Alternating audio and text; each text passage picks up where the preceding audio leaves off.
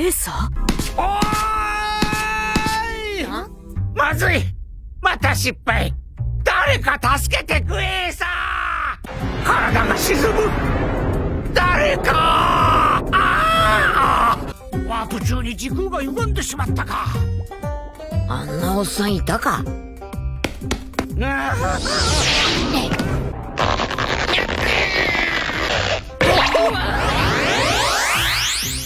あいつやっぱり。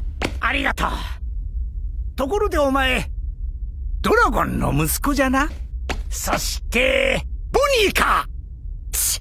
元気そうで何よりじゃ。おっさん浮いてねえか。そのドムシューズにはホバー機能がついておる。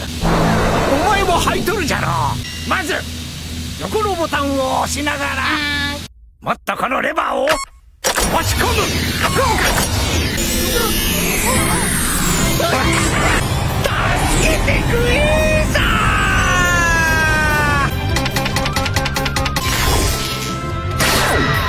天才科学者ドクター・ベガパンク。ここに現る世界一の頭脳を持つ男。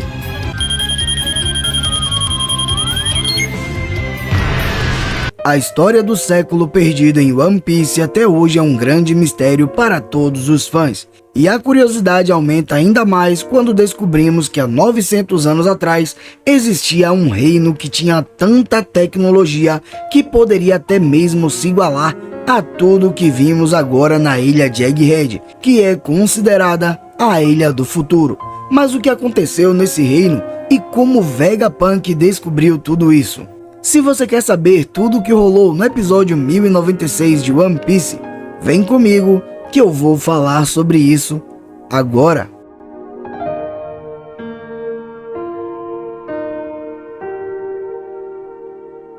Salve piratas e marinheiros, Salmo Souza na área. E aí, como é que vocês estão? Eu espero que todos vocês estejam muito bem. E finalmente o Dr. Vegapunk deu o ar de sua graça, mostrando a sua verdadeira forma, e a gente esperou muito tempo para ver isso acontecendo. Além disso, tivemos algumas revelações muito importantes a respeito do século perdido. Então fica nesse vídeo aqui até o final, porque a gente vai resenhar bastante. E a propósito, se você gostar desse vídeo, aproveita para deixar aquele likezão e se inscrever no canal. Afinal de contas, estamos tentando bater a meta de 20 mil inscritos e o seu apoio é muito importante para nós. Dito isso, agora vem com o pai e bora para o vídeo. O título do episódio 1096 de One Piece é Um Excerto Proibido da História, uma teoria sobre um certo reino. O episódio começa de onde o último parou, exatamente do momento em que Luffy tinha encontrado o robô ancestral gigante, enquanto Shaka falava para os Mugiwaras sobre uma tecnologia avançada que existiu há mais ou menos 900 anos atrás. A princípio, os Chapéus de Palha ficam incrédulos ao ouvir tal história. Contudo, Shaka continua sua explicação. Ele avisa que tudo não passa de uma teoria, mas ela ganhou forma pelo fato de terem encontrado naquele lugar máquinas antigas que seriam tão atuais quanto as de agora. Além disso, um certo pesquisador já tinha mencionado que Egghead poderia ter sido o local que foi o território do reino antigo. Robin acaba entendendo o que Shaka está falando e ele menciona o Buster Call que aconteceu em sua terra natal e que essa pode ser uma lembrança dolorosa para ela. Mas o país onde ela morava foi destruído por causa que os pesquisadores descobriram coisas demais sobre o século perdido. E através do conhecimento deles, talvez as pessoas pudessem entender a história do conflito entre o Reino Avançado contra as 20 nações. Ao que tudo indica, o Reino Avançado perdeu em uma guerra contra as outras 20 nações e elas acabaram então fundando o governo mundial que conhecemos hoje, assim dando início à Era dos Tenryubito. Contudo, a história não para por aí. Para impedir que as pessoas herdassem a vontade do século perdido, esse governo apagou completamente toda a história daquele reino. Os Mugiwaras ficam chocados ao saber de tanta informação. Temos dois pontos legais aqui. O primeiro, podemos ver Sanji mencionando que já que aconteceu um Buster Call em Ohara, por causa que eles descobriram a respeito disso, então agora os Mugiwaras também estão correndo o risco de vida. E Shaka confirma que sim. O engraçado é ver o Sop desesperado batendo a cabeça no chão, dizendo que precisa esquecer tudo o que ele ouviu. O outro ponto legal fica na pergunta de Nami, porque ela quer saber como que um século inteiro pode ter sido apagado.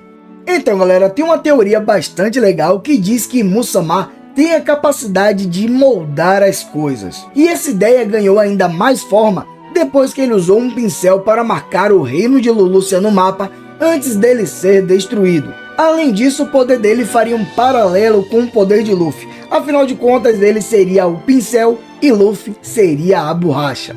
Tem outros detalhes também que aconteceram no mangá, porém eu não posso trazer aqui para vocês por agora, já que não aconteceu no anime, então seria um spoiler muito grande. Mas eu já te adianto que em breve essas cenas estarão aparecendo no anime, e aí a gente vai poder debater e resenhar um pouco mais aqui. Voltando para o episódio, Robin pergunta para Shaka se ele tem como confirmar se tudo aquilo que ele disse é verdade, já que não passa de teoria, e como ele é do alto escalão do governo mundial, então ele pode saber de alguma coisa. Contudo, Shaka diz que não sabe de nada e que só em mencionar a respeito disso, ele já corre o risco de ser morto. Então Robin pergunta como ele descobriu tudo isso, já que os únicos que tinham acesso aos livros com esse conhecimento era o povo de Ohara, e tudo por lá foi destruído. Shaka então diz que ele era amigo do professor Clover e logo depois que Ohara foi destruída, ele passou por lá porque queria ao menos deixar flores. Vemos uma breve história de como o professor Clover se tornou o maior arqueólogo do mundo. É revelado que ele foi preso pela marinha pelo menos 10 vezes, mas sempre continuava suas pesquisas, até que se tornou o arqueólogo mais famoso que existia. Assim, os acadêmicos do mundo todo ficaram impressionados com seus feitos e se aglomeraram em Ohara. Um flashback do Buster Call de Ohara começa e quando a cena volta para o presente, Shaka continua dizendo que quando ele chegou em Ohara depois que tudo havia acontecido, quase tudo tinha se transformado em cinzas. Contudo, ao chegar no lago que ficava no centro da ilha, ele acabou encontrando uma vastidão de livros de todos os tipos que estavam submersos dentro dele. Pelo visto, os pesquisadores ficaram na ilha mesmo com ela ardendo em chamas e morreram para proteger o legado que deixariam para o futuro. Dessa forma, eles jogaram os livros no lago e mesmo que os soldados da marinha os encontrassem, eles não saberiam reconhecer o seu inestimado valor. Desse jeito, Ohara venceu. Um ponto interessante aqui é que podemos ver Shaka contando toda a sua história e em seu flashback ele aparece com uma cabeça totalmente diferente do que ela é agora.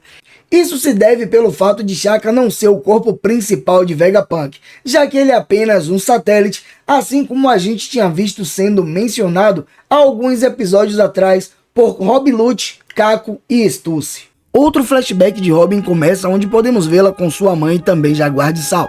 Depois que a cena volta para o presente, podemos vê-la chorando. Os Mugiwaras acabam ficando furiosos com Shaka, pois ele foi quem fez com que ela chorasse. Robin pergunta para Shaka o que aconteceu com os livros de Ohara e ele diz que na época ele pensou em levá-los para Punk Hazard. Porém, se ele fosse descoberto, isso poderia ser o fim. Além disso, no dia que ele esteve em Ohara, de uma forma inesperada, ele acabou se encontrando com um pessoal que estava por lá. Nessa cena temos dois pontos legais. O primeiro, fica claro que dá para notar que uma das pessoas que Vegapunk se encontrou foi Monkey D. Drago, o pai de Luffy, até porque na imagem dá para perceber isso.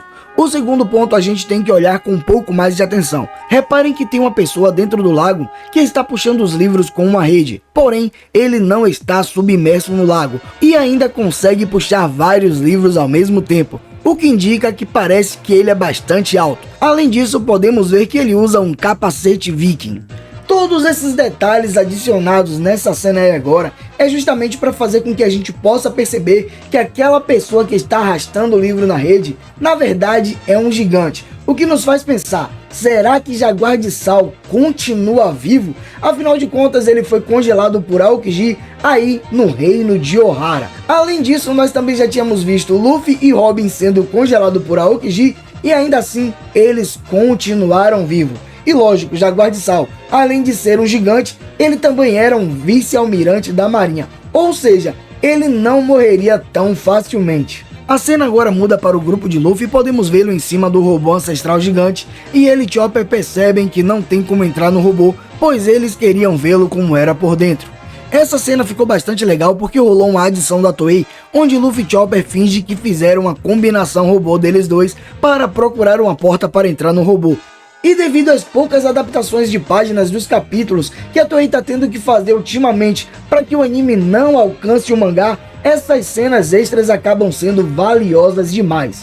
Voltando para o episódio, Chopper acaba dizendo que talvez o robô se mova à base de comando de voz. E o hilário aqui é ver Luffy achando que talvez exista uma chave de comando de voz no qual possa ativar o robô, tipo uma senha. Então ele resolve chamar o robô pelo nome. Assim vemos ele gritando: "Ei, Robonosuke, se mova!" Porém, a legenda nessa hora deu ar da graça brasileira e colocou Luffy para chamar o robô de Robonilson. Da onde saiu esse Robonilson eu não faço a mínima ideia. Porém, quando a dublagem brasileira chegar nessa parte, com certeza essa cena vai ficar hilária demais. Depois disso, Luffy e Chopper dão uma série de apelidos para o robô tentando fazê-lo se mover, porém ele não se mexe. O interessante aqui é que essa parte é uma adição da Toei, pois os únicos nomes que Luffy e Chopper chamam o robô no mangá é Robonosuke e Robo King. Mas vimos no anime até mesmo o nome Robonaldo aparecendo. Será que isso aí talvez tenha sido uma referência a Cristiano Ronaldo? Bonnie então os interrompe dizendo que eles parecem crianças e que o robô não deve funcionar desse jeito. Nesse momento vemos uma distorção no tempo acontecendo. A princípio Luffy acha que o robô explodiu, porém logo ele percebe que não, e podemos ver alguém com metade do seu lado esquerdo do corpo preso no chão. Ele então começa a gritar por ajuda, pedindo para que alguém o tire dali. É revelado então que ele chegou àquele local usando uma espécie de teletransporte, porém houve uma falha na execução. Vale ressaltar aqui que esse velho sempre fala a palavra quasar na maioria do final de suas frases, e Bonnie acaba reconhecendo esse jeito de se comunicar. Uma curiosidade legal é que quasar é um núcleo galáctico ativo de tamanho maior do que o de uma estrela, porém menor do que o tamanho mínimo para ser considerado uma galáxia. E por que eu digo isso? Porque esse velho, na verdade, é o corpo principal do Dr. Vegapunk, diferente dos outros satélites que foram apresentados até agora. Então, se levarmos em conta que um quasar é maior que as estrelas, faz todo sentido que Vegapunk seja esse quasar, enquanto os outros satélites são as estrelas. O velho imediatamente reconhece Luffy o chamando de filho de Dragon, e em seguida ele reconhece Bonnie também, dizendo que ela cresceu bastante. Nesse momento ele fica feliz ao ver que ela está bem e podemos vê-lo usando suas botas para flutuar. Luffy fica empolgado ao ver aquilo e pergunta como ele fez isso. Então o velho ensina a Luffy e a Chopper como fazer as botas deles flutuarem também. Assim podemos ver os três voando em direção ao céu, enquanto o nome dele é apresentado: o cientista gênio, o homem com o maior cérebro do mundo, líder da divisão especial de cientistas da Marinha, Dr. Vegapunk. E finalmente o Dr. Vegapunk apareceu de uma forma totalmente diferente daquela que tínhamos visto quando foi apresentado a sua silhueta pela primeira vez. Porém, ele me lembra muito alguém. Seria, quem sabe, Albert Einstein? Reparem na língua de fora, no formato do rosto e também no seu cabelo. Como sempre, Oda se inspirando em pessoas reais para criar alguns personagens com essas características que são bastante legais e bastante intrigantes de ser notada. Será que um dia Oda pode me ver na rua e quem sabe criar um personagem parecido comigo? Seria muito legal, mas é quase impossível disso acontecer, se não impossível mesmo. Mas galera, o episódio acabou basicamente desse jeito, com o Dr. Vegapunk aparecendo e trocando ideia ali com Luffy, com Chopper. Então o jeito agora é esperar o próximo episódio. Eu acredito que vai ter muito hype nele, até porque a Toei pegou metade desse capítulo de agora, que foi o 1066, e não adaptou todo nesse episódio. As melhores cenas e as melhores revelações ficaram para o episódio 1097, que será lançado na semana que vem. Então, em breve, ainda essa semana, eu trarei uma prévia para a gente analisar um pouco melhor e descobrir o que vem por aí. Mas, por enquanto, isso é tudo. Eu fico por aqui, um abraço e fica com Deus.